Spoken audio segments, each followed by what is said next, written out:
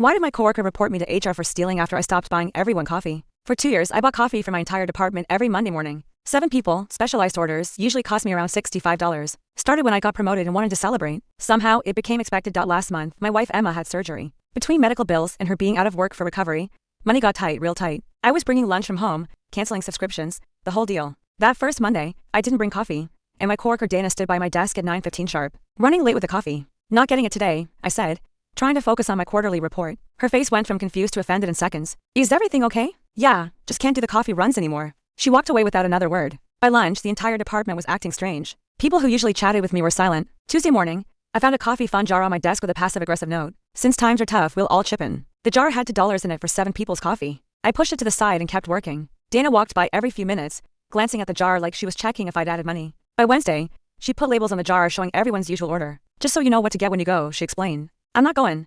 But the jar has money now. $2 doesn't cover 7 drinks, Dana. She rolled her eyes. Obviously, you cover the difference. It's just to help you out since you're struggling. Thursday was when things escalated. I brought my own coffee from home in a nice travel mug. Dana saw it and her face went red. You can afford coffee for yourself. It's from my kitchen. Cost me maybe 50 cents to make, so you're choosing not to buy for us. That's worse than being broke. That afternoon, she sent a department email about team morale and the importance of maintaining traditions. She didn't name me, but everyone knew. The email ended with, when one person abandons their commitments, it affects everyone's productivity. Friday morning came with another surprise. A meeting invite from HR about workplace concerns. I walked into the conference room to find Dana, Brian, and Sharon from HR. Sharon looked uncomfortable. We've received a complaint about theft of company resources. Theft? I actually laughed. What did I steal? Dana jumped in. He's been taking money from our coffee fund without contributing. There's supposed to be enough for everyone's coffee, but he only buys his own. The coffee fund that started 3 days ago.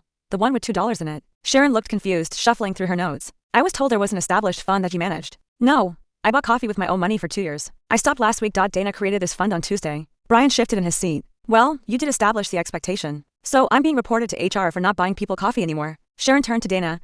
You said he was stealing from a company fund. He is. The coffee fund is for everyone's coffee, and he's not using it right. But it's not a company fund, Sharon said slowly. And he's not obligated to buy anyone coffee with his personal money. Dana's face was getting redder. He's sabotaging team morale by not giving you free coffee. The meeting ended with Sharon apologizing to me and having a very different conversation with Dana about false complaints and expecting personal favors from colleagues. I pulled up my bank statements. 2 years of Monday coffee runs, plus the occasional Tuesday or Friday when someone had a rough day. Over $7,000 total. That afternoon, I printed every receipt I'd saved, laid them out on the break room table with a sign. 2 years of team building, I personally funded. You're welcome. Jake started calculating on his phone.